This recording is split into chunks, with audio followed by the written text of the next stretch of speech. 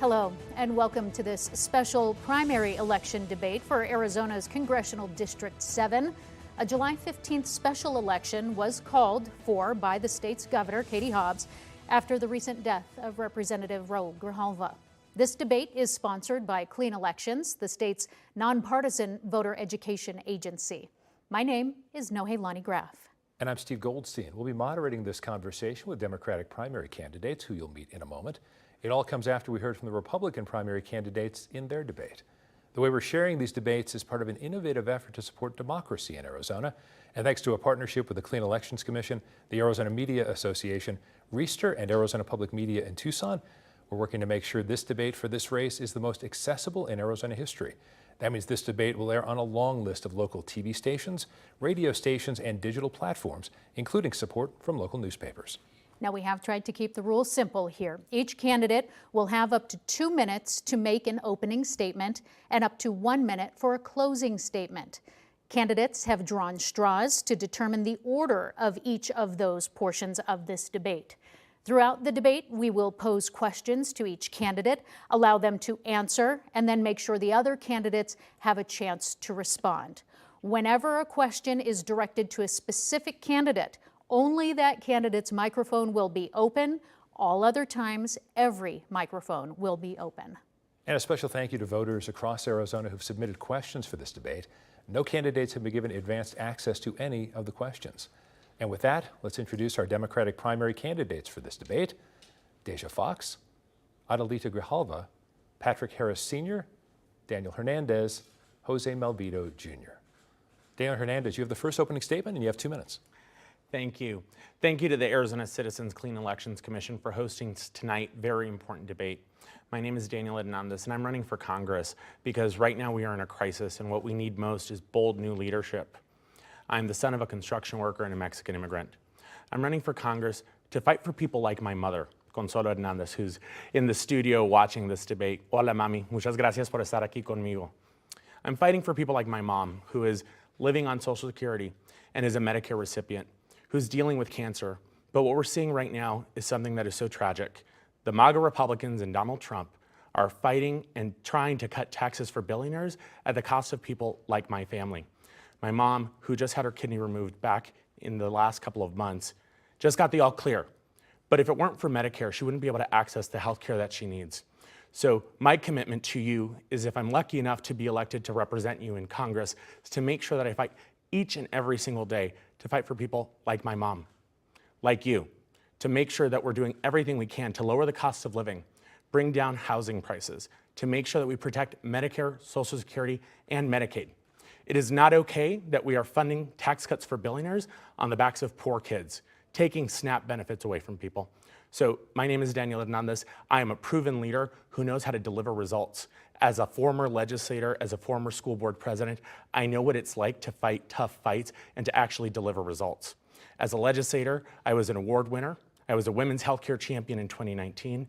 I also helped pass protections for the victims of sexual assault, increasing funding for our Arizona public schools, passing laws to make sure that we increase gun safety in the state, and making sure that I always stood up for Southern Arizona. So again, my name is Daniel Hernandez, and I'm excited to be here with my colleagues and to have a very important debate about the issues that are impacting those that live in District 7. Thank you so much. Thank you. Adelita Grijalva, you have 2 minutes for your opening statement. Thank you. Hola, buenas tardes. My name is Adelita Grijalva. We are in a critical, pivotal crossroads in our nation. We have a president that is using the military against civilians because they're exercising their right to protest. The most dangerous threat to our American democracy is Trump. He is the clear and present danger, and our survival of our democracy is at stake. Just today in Arizona, we saw ICE invade our communities and create fear and chaos.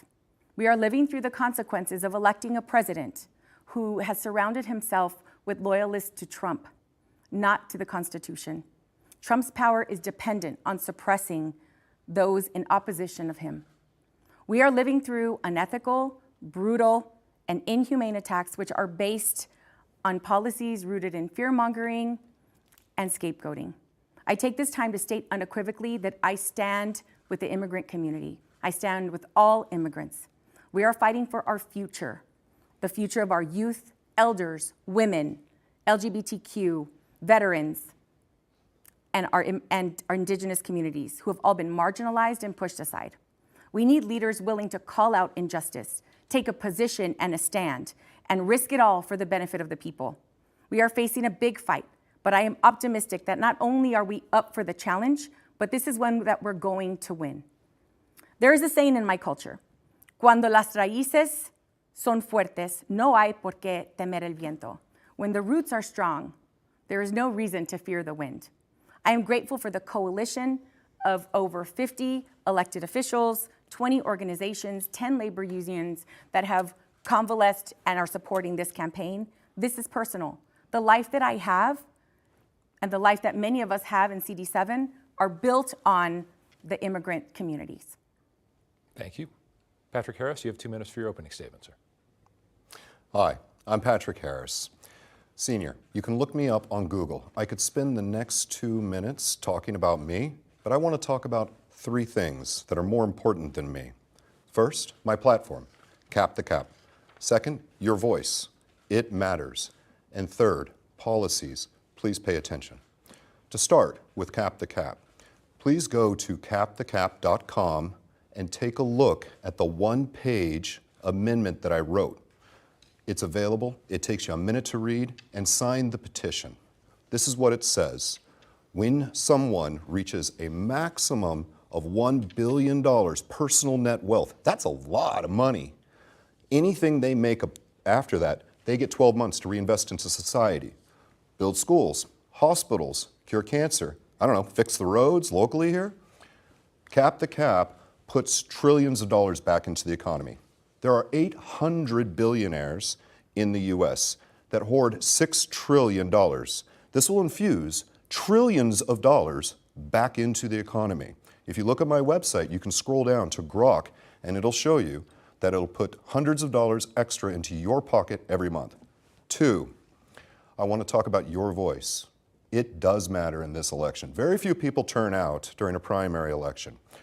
Republicans, registered Republicans, you're not allowed to vote in a Democratic primary.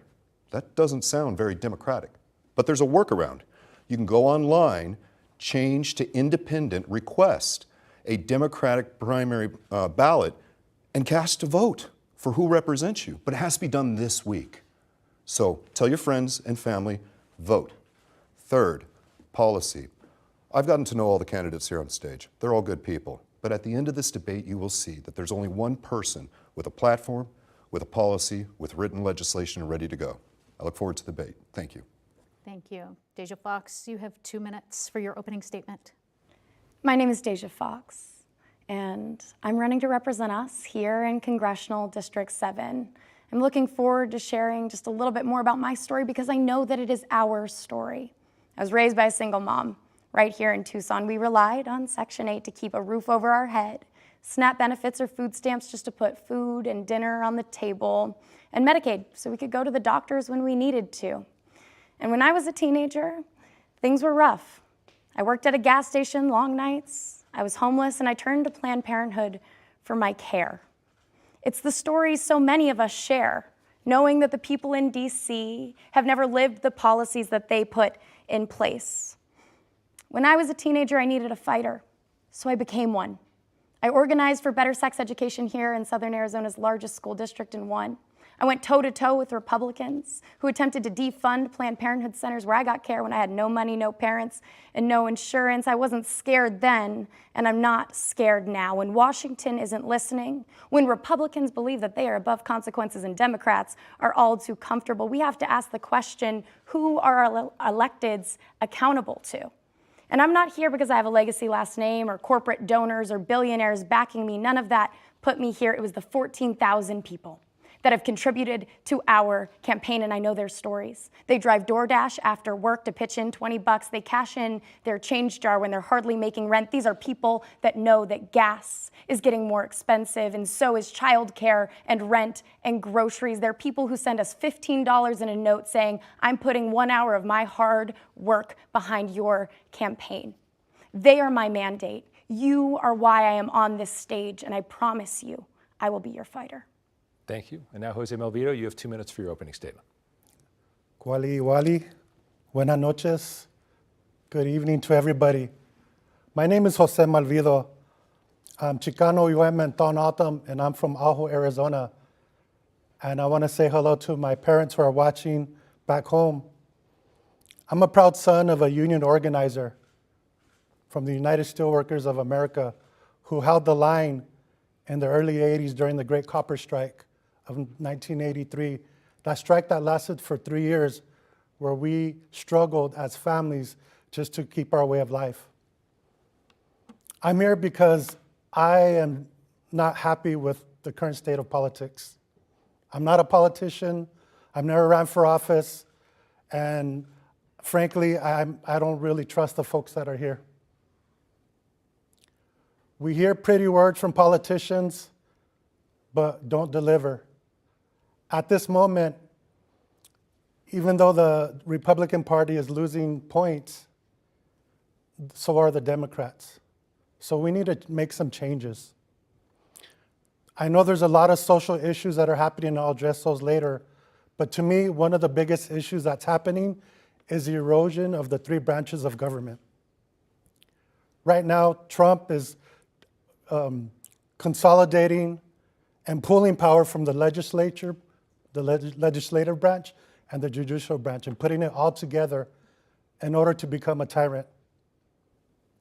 These are strong words, but all you have to do is follow the patterns of what's happening.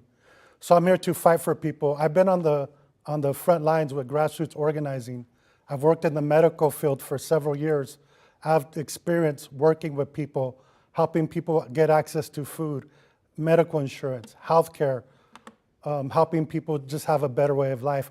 I'm a community servant. I've been a community organizer, and I'm here to... That's 2 minutes, sir, a few seconds. I'm here to represent the people of District 7. Thank you all. Ms. Grijalva, I want to go to what you said in your opening statement, specifically about what's going on in Los Angeles right now. There are people who are concerned that President Trump has sent the National Guard in, has sent U.S. Marines in for what some are calling protests and others on the right are calling riots. First of all, obviously you're not enjoying what's going on there. Dip into that a little bit more, but then give us a second answer. What would you actually do about it if you were in Congress? What power would you have to stop it or change it? Well, thank you for following up. I think it's important that it's not just in LA. That's happening here, Maricopa County. It's happening in our schools. 3 days ago, a mom dropped off her children at a TUSD school for summer school, and ICE was waiting for her at home. What they're doing is they're breaking this idea that there is a process at all. And so when you're calling the National Guard in, when they haven't been asked by the governor or the mayor, what you're doing is you're actually sending them in against protesters that are there expressing their freedom of speech and their right. And so what I would do right away is sign on to the Protect Sensitive Locations Act. I think that's going to be really critical because right now, at this point, Trump and ICE can just go in to any location, churches, schools, there are no protections. So that's going to be critically important. And also making sure that, cities like Nogales, Douglas, Yuma, we have the 3 ports of entry in CD7, protecting our communities and modernizing all of the ports of entry is going to be critically important. But really, let's talk about an actual process for people to go through and get their citizenship. We have people that have been waiting in this country for over 20 years. The reason why we have officers coming in to our courtrooms is because people are showing up for their court-appointed hearings. I think that is the travesty, is what we're doing is we're splitting up families, we're splitting up communities, and we're causing fear in these policies that are designed to create an environment where people are afraid. And so for those of us that can, we should be the ones showing up and protesting and joining, because so many in our community that are marginalized and silenced can't. We want to give each of you a chance to respond. Mr. Hernandez, let me give you 1 minute on this one, though. And more specifically about if you were in Congress, and I appreciate the answer, Ms. Grijalva, but I also want to say, if you were in Congress, especially if you're in the minority, how much can you do? It's a little bit different at the community level than at the congressional level. I think one of the most important things that Congress is not doing is exercising their oversight over the presidency and the executive. It's one of the biggest problems. Right now, we are seeing an executive who's running ramshot over the entire Constitution. He's deciding what is legal and what is not, and no one is holding him accountable. So the first thing is making sure Congress is holding themselves and him accountable. But accountability is an important thing. You know, we just heard a second ago that there's a threat to democracy when people are suppressing those in opposition of them. And yet Ms. Grijalva, when she was on the school board and on the county board of supervisors, repeatedly and illegally shut people down. So when we're talking about standing up for folks and making sure that we're allowing protesters to come, we need to make sure that we're holding ourselves accountable. This is the thing. When you are suppressing the vote, when you are suppressing people's ability to speak out when they disagree with you, it's a problem. So we need to make sure that we're holding Trump accountable in the Congress, if elected, make sure that we're doing everything we can to make sure that the money that has been appropriated by Congress is being used, and that we're holding not just ourselves accountable, but the presidency and the executive and all of the branches. We want to get everyone to answer this, but Ms. Grijalva, do you want 30 seconds to respond to that? Actually, thank you. It's come up before. First Amendment does not allow for hate speech. And so when you're running a board meeting, you're on a public body, I think it's important to make sure that everyone in that room has the opportunity to be able to feel safe and unafraid. And when we have somebody, the person specifically that he's talking about, was targeting my colleague who is a gay man and was using that as an opportunity to spew hate speech and homophobia, that's not something that I'm willing to accept. Okay, we want to move back to the topic at hand. Mr. Harris, I want to give you a minute to talk about specifically what's unfolding in LA with bringing in the National Guard troops at the order of the president. That's one issue that how would you handle in Congress? How would you respond? And the other is ICE showing up at places like asylum hearings when people are trying to follow the path. How would you respond to both? Actually, what we need to think about is why is President Trump doing this? First, I condemn any violence whatsoever in riots. I don't really see much, though. People on the ground are saying it's unnecessary. Deploying the National Guards and Marines, that's a little bit of overreach. That's a little bit of a reaction. We know President Trump is a showman. That's what he does. So why is he showing us this and distracting from what's happening? Think about it for a second. He's pushing the big bankruptcy bill, big beautiful bill, and he wants to push the national media over to California, getting in front of Governor Newsom. That's not okay. What else is he missing? He's missing cap to cap. So while he gives billionaires raises with his big bankruptcy bill, we're sitting here saying cap the billionaires at $1 billion. He doesn't want national media on this. Governor Newsom, you have the national media. Point it at this election. I can help. You just have to say something. And we will get into budget in time when we move into that section. Ms. Fox, though, I want to give you 2 minutes to talk about what's happening with immigration right now, what we're seeing in LA, and then if that were to happen on, say, the streets of Tucson or up the road in Phoenix, is it appropriate to bring in the National Guard if protesters do, get more, if some of them, if you have some, sideliners getting violent in any way, should it still be up to the governor and how to respond? And then also with ICE and where we are seeing communities speak up more and warn where they're going, should that tactic change with how ICE is responding? Yeah, what we are seeing in the streets of LA and on our screens is heartbreaking. And it is what authoritarianism looks like. Donald Trump gets deportation orders sent out and judges say no, and he says he doesn't care. Governor Newsom says don't send the troops, and he sends them anyway. Our neighbors get in between masked ICE agents and unmarked vehicles attempting to kidnap our neighbors, our family members, our community. And Donald Trump believes he is above political consequence. He doesn't care what people have to say. This is authoritarianism, and the job of Congress member looks different than it has before. Members of Congress have a right and a responsibility to oversight on agencies like ICE. And it means showing up, doing more than checking the boxes, but being a champion. We have seen members of Congress jostled outside of ICE detention facilities. Donald Trump threatens to arrest his political opponents. And I ask you, do you think politicians and press releases are going to stand between this administration and your neighbors? I wouldn't. I wouldn't trust it. I think we need people who have advocacy experience. When I was a teenager, I got my start protesting outside of child detention facilities here in Tucson. And since launching this campaign, me and my team have joined protesters sign and sign outside of Tucson Medical Center, where ICE immigration officials attempted to separate a mother and her newborn. I agree with Adelita that we have to protect our safe spaces, medical centers, places of worship, schools. These are what make our communities safer. Donald Trump is interested in a spectacle, not your safety. But we need Congress members who are willing to take up the role of advocate. And I've been doing that for the last 10 years. We need people who are willing to risk something, and I am. Mr. Malvito, I want to get you in on this conversation as well. How do we balance humane treatment of asylum seekers with border security that, as we saw in the general election, a majority of Americans do want?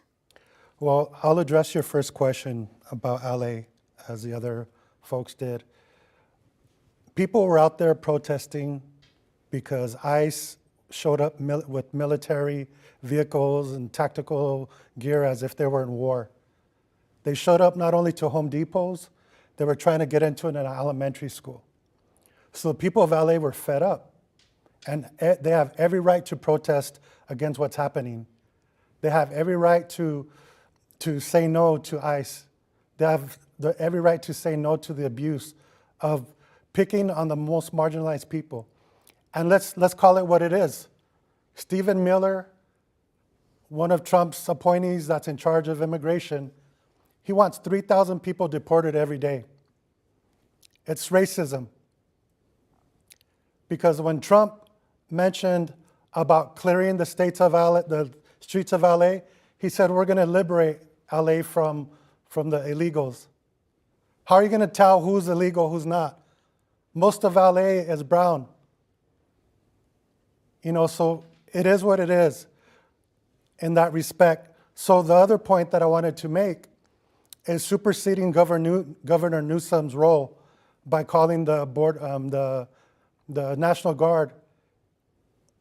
He's trying to use that to use the Insurrection Act, old laws to go against people. And to me, again, this is becoming, he's trying to make the U.S. into a dictatorship. But we need comprehensive immigration reform. Such things as the Dignity Act to begin with, other things as to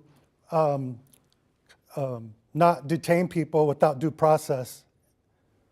And out of all the folks here, I'm the only one that has ran 3 immigration programs where people get their citizenship in Tucson, Phoenix, and Somerton. Okay. Mr. Malvito, you helped me segue. My next question was going to be about comprehensive immigration reform. Mr. Hernandez, I'll give you 1 minute on this. Senator Gallego introduced an immigration border security reform package that, for a lot of folks, looked very similar to past plans that other Arizona senators have tried that didn't go anywhere. Let's talk about comprehensive reform. If you were in Congress and if you pushed for that, give me your top 2 or 3 things that would have to be in it. I think this is such an important question, particularly on this district that's on the border. I grew up and was a school board member in Sunnyside where there were a lot of mixed status families. And I think one of the biggest problems that we've had is people are living in the shadows and they have no resolution. They've been living in limbo, unsure if getting pulled over once means that they're going to be deported and their families are going to be broken apart. So I think the first thing is we need to create a pathway to citizenship, bringing people out of the shadows. We are allowing people to be taken advantage of, particularly migrants who are having their wages stolen because people say, well, they're not here legally, so we can take advantage of them. So we need to bring them out of the shadows, create a pathway to citizenship where for folks who've been here, who have been paying taxes, who've been community members, there are countless individuals who live in Tucson and throughout the 7th District who've been a part of these communities. They're a part of their churches, their schools. They are not new people. We need to make sure we honor the time that they've spent and what they've done to contribute to our communities and make sure that they're no longer living in the limbo that they've been subjected to for the last 40 years, really. Okay. And Ms. Grijalva, a couple of priorities on comprehensive reform? Absolutely ensuring that our DACA students have a pathway, full staffing of our borders. I think that that's really critically important. Right now, we have already Congress has already authorized modernization and funding for that, and that's all at a standstill right now. And then a process for our community members that have H-2A visas. That process is really bogged down, especially in our border communities, Yuma community. That's going to be critically important. I think that what I'm concerned with is the overall general push that is talking solely about safety, and what we're missing is those communities like Nogales and Douglas and Sells that are on the border, that are some of the safest communities that we have in the nation. And I think that that's really important, is for us to talk to the community members there, have hearings there that are bipartisan, so we can discuss what the issues are. Okay. And Ms. Fox, what about you? Would you be in favor of comprehensive reform, immigration? What would it look like? Yeah, I mean, we need to first start by talking about the way Donald Trump governs. He's no policy expert on immigration. He governs by spectacle. He has no interest in safety. He is a showman. And that being said, he is interested in building a wall so folks can take photos in front of it, sending in troops to create videos of chaos in our streets and dehumanize immigrants and protesters. And we need stronger messengers in this party. People who are going to go into social media and new media spaces and counter that misinformation about our friends, family, and neighbors. I want to share a story about the immigrants who took me in when I was 15 while my mom struggled with addiction. 2 Mexican immigrants who only spoke Spanish. Dad was a landscaper. They had nothing extra to give, and they made a place for me in their home. Those are the people that we are fighting on behalf of. Those are the people that we have to stand between. And let's be clear, ICE was formed in 2003. It's an agency younger than me. We will know a time after. And Mr. Harris, I want to make sure that you get in on this one as well. Since Donald Trump took office, there is less activity at the border. The president of Mexico says that fentanyl trafficking from Mexico into the U.S. has dropped 40% this year. So how would you prioritize limiting the drug trade into Arizona and the rest of the U.S. And balance it with immigration reform, with people? So I worked on the ALERT Act of 2019, which was to curb the opioid epidemic. It didn't see floor time. Bipartisan support built a coalition of fierce healthcare providers coming together. And why didn't it see any time on the floor? Because we were looking at tax reform, making the billionaires richer. Yes, we do need immigration reform, but we need to look at it from a global perspective, at migration, because we're having a global migration issue, and the U.S. is receiving some of that migration. We need to work with other countries to make sure that we can help lift them up through the CCB, a capitated capitalism block. You can go online to YouTube, search my name, Patrick Harris Sr., and pull up a video series that will explain how Cap the Cap actually helps with that. As it relates to immigration reform within the U.S., that's going to cost money. I agree with my colleagues. I'd like to ask Adelita, how would you pay for it? I'm sorry. Hiring judges, things like that? Oh, I think that our what is happening right now with this big, beautiful bill that is horrible is it's a transfer of the greatest transfer of wealth from our most vulnerable populations to our those that have the most. And so really making sure that people pay their fair share. I agree. So we do, on that note, we'll transition into money and economy also. Address the question about the border. Asking about trafficking, drug trafficking, and how do you think that we balance that? Is that what you're referring Well, to? what everybody else spoke on. I'll give you 30 seconds, please. Thank you. I disagree with Adelita on the border. We have a strong border, and one thing that isn't talked about is the abuse of Border Patrol of people on the reservation. They cut down fences, they harass people. In order to build this wall, they destroyed a sacred site called Kitovac, which is where an Altam village is. And so to continue this work to build a wall is reckless, and it's inhumane, and indigenous peoples are losing are on the short end of the stick. Thank you. Now let's talk about other money and how it relates to people as well. Right now, the Senate is reworking the big, beautiful bill. It will likely get kicked back to the House. Within that has been included cuts to Medicaid, deep cuts. 200,000 people in CD7 rely on it. So Ms. Fox, because you've talked so much about Medicaid and what it meant to you, I'm going to take this to you first. How do you protect Medicaid if you make it to Congress when you are in the minority? And how would you then, if you can't protect it, how do you help your constituents who lose Medicaid? Yeah. 1 minute, please. Thank you for pointing out the statistic, the numbers, but each and every one of those people has a story. They've sat in my living room and shared them with me. A neonatal doctor told me about the tiniest and most vulnerable that she cares for. More than half of babies here in Arizona are born on access. Medicaid, there's nothing pro-family about these policies. I sat with a young woman whose family had to make hard decisions when her mother was diagnosed with cancer on if they would make the bills this month or delay care. She lost her mother due to delayed care. These are the kind of stories that will be all too common in our families and our neighborhoods if we see cuts to Medicaid. And you know, even just this year alone, my mom was diagnosed with skin cancer and got timely treatment, and our family is not in debt because of it. I support Medicare for all. I believe that health care is a human right, and that includes the access to reproductive care, comprehensive care, including abortion, no matter where you live or how much money you make. Mr. Hernandez, I want to come to you. If you're in Congress, how do you work with, alongside other members of Congress who are looking to make cuts to programs? And are there any non-negotiables for you if you're working on a bill? For me, this is personal. When I was 17 years old, I was diagnosed with autoimmune disorder called Graves' disease, and I almost died because I didn't have access to health care. My dad was a construction worker, and sometimes we didn't have money. If it hadn't been for me being able to get on the state Medicaid program, the S-CHIP program, I wouldn't be here today. So for me, it's deeply personal to fight for these things. But I think when we're talking about Medicaid, what we lose sight of is all of the people and all of those numbers. The things that are going to happen are going to impact, and they are going to kill people if we don't let them have access to health care.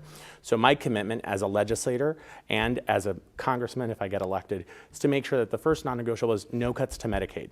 We're not going to shift the cost of providing this health care to the states, because we know that so many states that have taken advantage of the Affordable Care Act subsidies would say it's too expensive. We're going to cut off this health care to people to balance something else, to give tax cuts for billionaires. So if we have this happen, I would commit to making sure that I stand up and fight like I did at the legislature to expand health care, like I did to the 12,000 kids that we expanded back when I was a legislator. Ms. Grijalva, 1 minute on this. How would you protect Medicaid specifically? I believe that government works best for the people when it's not getting dismantled from the inside. And so I think that when we're talking about Medicaid, I think what we're losing sight of is the fact that so many services in our K-12 systems are provided to our young people through Medicaid and Medicare. And I think that when we look at those services like occupational therapy, speech therapy, counseling services, early interventions for our young people, those are happening there. I think we really do focus often on so many other populations, and I don't disagree with some of my colleagues, but I think it's important to note that half of the people that are going to be cut off of Medicaid are children. And Mr. Harris, I know that you're going to talk about cap the cap, so I want to ask you on that note, because you've talked about it as a means of generating revenue. So my question to you then is, how are you going to get other members of Congress to work with you on that? Because certainly taxing billionaires has been proposed, but getting the GOP on board with that to create funds hasn't gone anywhere. So how will you get people on the other side of the aisle to get on board with that? So healthcare, my bailiwick. You're only going to give me a minute? Okay, I'm not going to talk cap to cap on this one. I'm going to try this real fast. 5 players, taxpayers, that's all of us. Okay, government, that's who collects our taxes. All right, health insurers, those are the medical and PBM payers. Health providers, these are your doctors, nurses, hospitals, and patients. This is who we're talking about when we're talking CMS, Center of Medicaid and Medicare Services. Who do we want to represent? Taxpayers. Those are the Republicans. We want to get them on board, and we want to take care of the patients. So we introduce a bill. It's MFN, Most Favored Nations. A little technical, I'm running out of time. So anytime a third-party payer, say United Healthcare, negotiates a lower rate, and a lot of private payers do, the government's able to match that lower rate, saving taxpayers money. This reduces the need for the government to pay the insurers. We add a provision to allow for the health insurer or the health providers, hospitals, doctors, etc., to terminate any third-party agreement that invokes MFN. They take care of the patients, and what's left is the PBMs and health and medical. Did you end on the middle finger? That was interesting. Was that, Mr. Malvito? To my old colleagues 1 in minute on this healthcare. topic as well. Medicaid. Thank you. I would do Medicare for all. And although folks think it might be ineffective, I think key players that we could empower are the FQHCs, the federally qualified clinics. they are the ones in the front lines working with what's called high utilizers, elders. And one of the biggest problems is that 60% of the people in the country have one of 3 chronic diseases: type 2 diabetes, hypertension, high blood pressure. And these are all preventable diseases.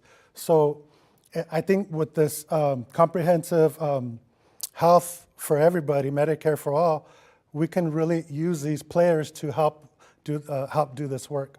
And I think one challenge to that is that these clinics, as well as hospitals, have different communication models. So if somebody goes to the emergency room, they can't connect with primary care or things. So we need to have a system for everybody for we can communicate. Okay, Ms. Fox, we're gonna try to go down the row here as quickly as we can. It's not fair, 30 seconds. Okay. Trump's tariff policy, how would you fight it if you were in Congress? I mean, to fight it, you have to know what it's like to be on the margins, to know what it feels like to barely make rent this month or have to calculate the cost of your grocery cart. Those are the people who feel Trump's tariffs the most. They are an attack on our small businesses, and we need people who are willing to stand up to Donald Trump. People who have the advocacy experience in this room, have been going toe-to-toe with him for the last decade. It's going to take people who can tell a good story, who know what it's like because we've lived it. Ms. Grijalva, tariffs? I will sign a discharge petition on day 1 to force an overturn of the national emergencies and the tariffs. And I think the other thing we have to do is rein in this executive authority over tariff policy. You know, what is going to happen quickly is that if these tariffs go into effect, we're going straight into a recession, faster than we can ever imagine. And so the communities that are hit the hardest are the communities in CD7 because we have all 3 ports of entry with Mexico. Okay. Mr. Harris, 30 seconds on tariffs, just 30 seconds. Of course, it's going to be cap the cap. But part of cap the cap is to build what's called a CCB, a capitated capitalism bloc, where member nations come together to close tax havens and stop wealth flight, and they share information. That means all the billionaires within the member nations have to reinvest trillions of dollars, lifting all those nations up, so we don't need to tariff anyone. But here's the thing about the CCB. You're only allowed to join if you're not at war. President Putin, mirror. Okay, Mr. Hernandez? The Trump tariffs are going to have a disproportionate impact and negative consequences for District 7, whether it's the fresh produce industry in Santa Cruz County that will lose hundreds of jobs, or the agriculture industry in Yuma that won't be able to bring in the things that they need to make the fertilizer to grow our vegetables. This district is going to be disproportionately impacted by the stupid Trump policies. So as a member of Congress, I would make sure that we point out and protest every single time that we can these cuts that are going to make sure that these tariffs will hurt not just the people on the border, but each and every single Arizona whose prices are going to go up and jobs are going to be lost. And Mr. Malvito, 30 seconds on tariffs. So one thing is to organize, to have a response within Congress to build the power, political power. One is to restore the corporate tax to 28%. That way the corporations pay their fair share, and allow billionaires to pay more in Social Security, Medicare, and Medicaid. Right now it's capped. They have a cap of what they pay, so everybody needs to pay their fair share. Okay, now we want to switch topics again, but give you a little bit more time to talk about it. Something that was brought up by voters in this state and submitted: division within the party and pulling the Democratic base back together after watching what happened in the general election. So Democrats have been struggling with messaging, with unity between progressives, between moderates. Mr. Hernandez, I'll start with you. Should the party be embracing more progressive policies, or should they build trust within the base? 2 minutes. I think it's not a question about progressive versus moderates. I think it's a real question about what we're going to do to deliver results for the people, not just here in Arizona, but around the country. The biggest problem the Democrats have is a credibility problem. We love to talk and we love to scream and we love to shout. One week we're protesting against Elon Musk at a Tesla dealership. The next week we're talking about Kings. But what we're not doing is focusing on the core issues that everyday voters, the hundreds of doors that I've knocked, the hundreds of phone calls that I've made, the things that I'm hearing about is not just about the dysfunction in the Democratic Party. It's the disappointment in people getting elected year after year and not actually delivering results. And when you're in the minority, you get to blame the Republicans and say, well, I wasn't able to do anything because those people over there wouldn't let me. That's not acceptable. When I was in the legislature, I spent 6 years in the minority with a Republican governor and a Republican House and a Republican Senate. And yet, in spite of being in the minority, was able to deliver results like increasing the Double Up program so that people would have access to fresh vegetables when they went to farmers markets and be able to use their EBT benefits, like making sure that we pass a low-income housing tax credit to make sure that we can build more affordable housing, just like we are in District 7. In Pascua Yaqui, I had the opportunity to tour a new development for seniors and for low-income families. So what the biggest problem that we have as a Democratic Party is we are not talking to people about the things that they care about. We're spending too much time in a circular firing squad instead of actually solving problems for the people when we have the ability to do so. And just being in the minority is not a real excuse, but it's one that's used all the time by my colleagues at the legislature, in Congress. So I think what we need is leaders who are going to be bold, who are going to propose real solutions and spend less time lecturing voters about what to care about and actually listen to their needs. Lowering cost of living, standing up to make sure that we're protecting Medicare, Social Security, and Medicaid. Because these are the things that voters care about. Not the internal fighting, not the dumb politics. They're not worried about partisanship. They're worried about making sure they have food on the table, a job where they can earn a good living to make sure they provide for their families, and wages and benefits that will protect them. Thank you. Ms. Fox, would you prioritize working with the base of leadership within the Democratic Party, or would you focus on alternative efforts to put pressure on the long-standing Democrats that are there to bring more progressive-minded legislation forward? 2 minutes for you. You know, I would be in the minority in so many ways in Congress. I'm 25 years old. I'd be the youngest member. I'm a member of Gen Z. I'd be the first woman of my generation in Congress. I'm a young person, a young woman of color, working class. Races like these are hard to win for people like me. I mean, they're hard to just even get into, and we need to have a hard conversation in our party about policy. I'm a Democrat and a progressive, and I believe in the progressive legacy of this seat. I share the values with people here in Southern Arizona who know that our policy should work for working families, like the one that raised me, like the single mom who worked hard as someone delivering flowers for a florist and cleaning houses, right? That these are the people we stand to lose in our party. Working class folks who have felt locked out of power, who have been left out of our leadership. But you know, we need to have a hard conversation, especially around age in this party.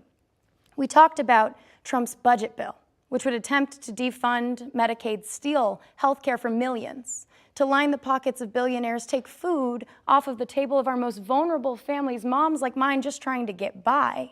And that bill passed by a single vote. We have 3 vacancies in the House, 3 Democrats who have passed away while in office. It's why we're all standing here today, in fact. And it is families like mine that have to live with the consequences of those vacancies. I need you to do the math. 3 vacancies because we failed to have a hard conversation in our party about age, failed to bring in a new generation of leaders, and now it is working class families like mine. They're gonna have to live with the consequences of cuts to their health care, food taken off their table. And so yes, let's have the hard conversation. Let's get progressives in there to do the hard work of advocates to pull our party toward moral clarity, but let's also bring in a new generation. I'm going to change up on this 1 minute. I'm going to start with Mr. Malvito and then Ms. Grijalva, you're next. This seat in particular has been very protective of the environment in Arizona and the Southwest more generally. How much of a priority would that be for you if you were in Congress, protecting the environment? I think protecting the environment is very important. I grew up in a small mining town that was known as a Superfund site. It's a asthma cluster and cancer cluster. And I've been working with many organizations, including the Indigenous Environmental Network, to address these issues. But I think I want to address a couple of things. I mean, we need people and we need leadership that are not career politicians. Daniel and Adelita have been doing this for 20-some years. From Progressive Action, Daniel has voted with MAGA Republicans 52 times. Adelita and both Daniel support the genocide in Israel. We need new leadership, and when we're talking about steering the party ahead, we need to have truth, we need to be united, and we need to have a progressive agenda. I'm not for the same politics where people are bought and paid for corporate corporate Democrats that are bought and paid for. And I'm for progressive action, grassroots organizing, and moving forward Thank you, as. sir. I want to get back to the environment, and I will ask that, but Mr. Hernandez first, 30 seconds on the political question, and then we'll go down the line. Yeah, I think it's interesting that the idea of corporate money and outside money is being brought in. One of the biggest problems that we have in our democracy is the outside influence of dark money. And yet there's only one person on the stage, Adelita, who's working together with a dark money group funded by out-of-state donors to go after people like me, alleging that I'm taking money under the table. So I think the real problem is we need to get money out of politics. That's why I've spent my entire career trying to fight for campaign finance reform to ensure that we get money out of politics. Okay, Ms. Grijalva, 30 seconds on that, please. Thank And then you. environment. So I find it disappointing that we're talking about career politicians when I was on the school board for 20 years in a volunteer unpaid position.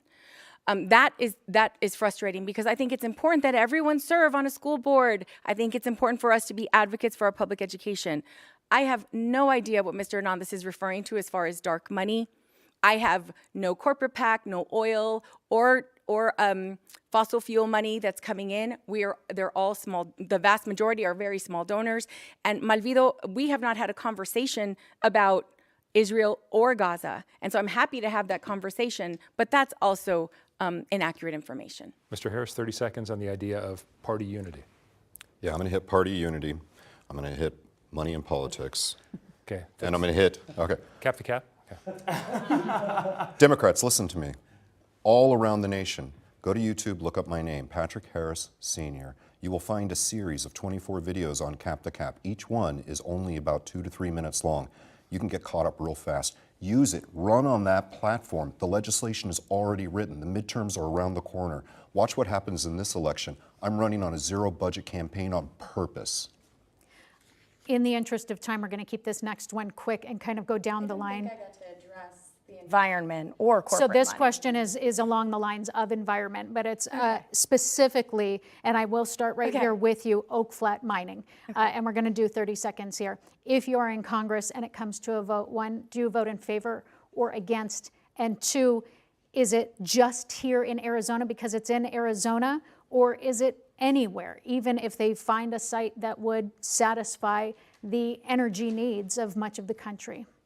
Yeah, you have my commitment that I will always vote in your best interest. And that is because our campaign is funded in 99% of our donors are small dollar donors, people who pitch in less than $200. That's families like ours. We're not taking corporate PAC money, not oil, not gas. You have my commitment that I would be 10 toes down for families like ours and young people like us in our future. And I want to give everyone on the stage, because we will not get a chance to see financial disclosures until voting has already begun, to make a commitment not to take corporate PAC money. Is anyone willing to join me in that commitment? Now you know who everyone on the stage works for. Ms. Grijalva, I'm going to give you 30 seconds. Oak Flat mining, your father was a big protector of the environment. Do you continue in that vein? Yes, I do. And I stood with Oak Flat. We'll do it again with the Apache Stronghold. I think, that's why organizations like the Sierra Club and the League of Conservation Voters have endorsed this race. I think what we need to focus on is the health concerns. And when you look at some of the consequences from mining, and especially these royalties that are out of our nation. We have a 1972 mining law that has not been looked at any significantly at all. We need stronger environmental enforcement and mandatory consultation with tribal nations and impacted communities. Mr. Harris, on mining, if Oak Flat mining moves forward, or if you're there for a vote, if it satisfies the energy needs of more of the country, which is the claim of your opposition, do you still protect communities, or do you vote in favor of it? 30 seconds. Look, I've got a problem with mining, and let me explain why. My brother served in the U.S. Army. He served his country. Then he served as a police officer. He served his community. Then he worked for the mine until a boulder hit him, and he's disabled for life. He doesn't live here. He lives in Montana. You want to know what a mine can do? Look up the Berkeley Pit in Montana. Toxic water. We live in the desert. Mining can destroy people, families, communities, and the environment.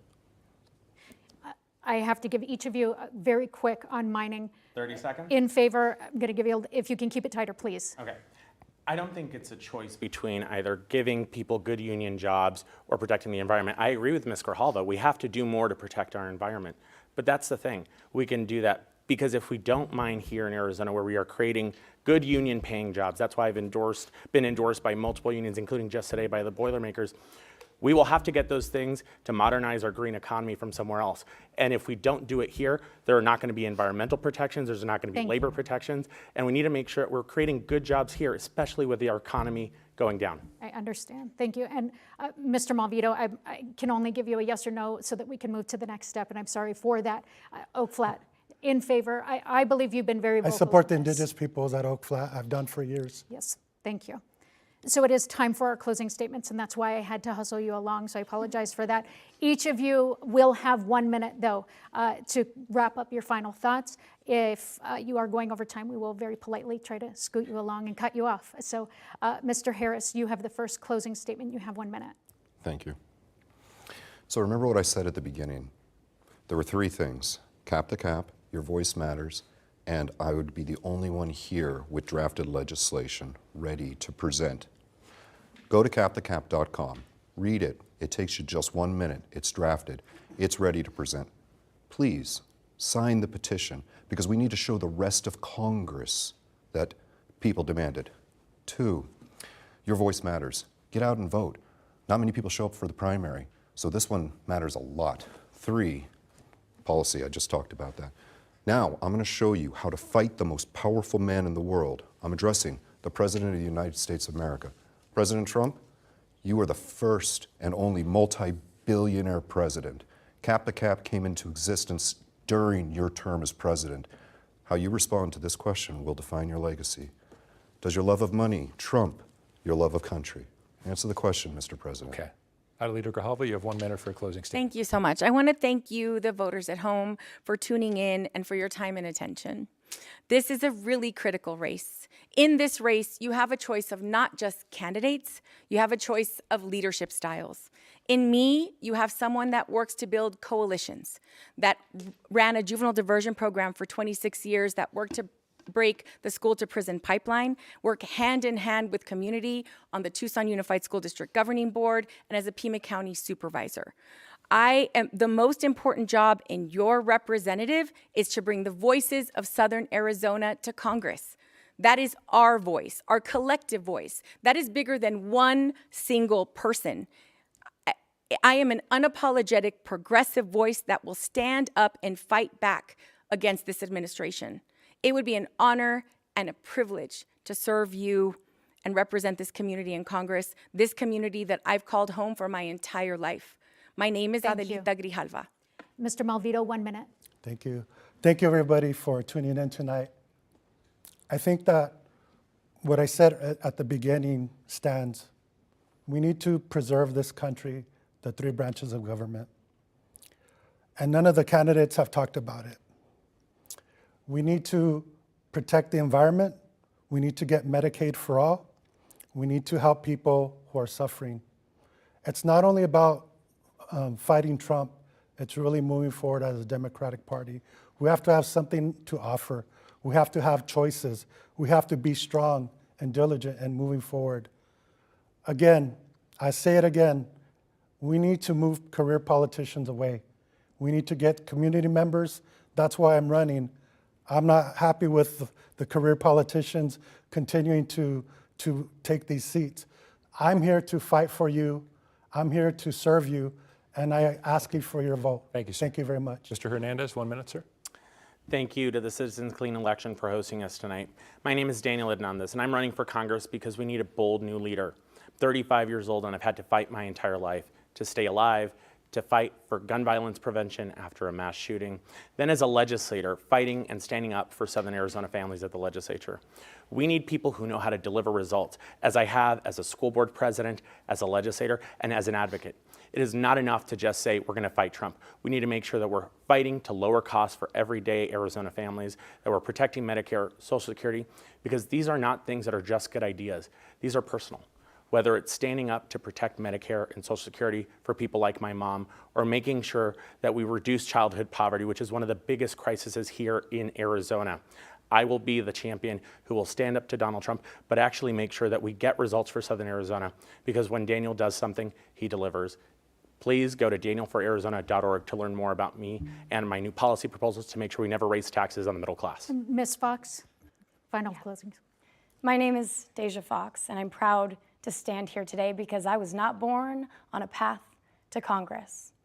No legacy last name or billion-dollar donors or corporate PACs, just 14,000 of you who have gotten in our corner, put me on this stage today to give voice to you. I'm asking you for your vote, to send me to Congress, because we deserve more than politicians. We deserve fighters, people who have been going toe-to-toe with this administration. I'm asking you to look around. Do things feel normal? Do you feel like people who have been doing more of the same are going to get us out of this? I don't. And I know these policies impact families like mine. We don't have the most money in this race. We have the most to lose if nothing changes. It's not about who's next in line. It's about who's going to fight for your family. And with that, we do have to say thank you and good night. Thank you. Thank you. Thank you.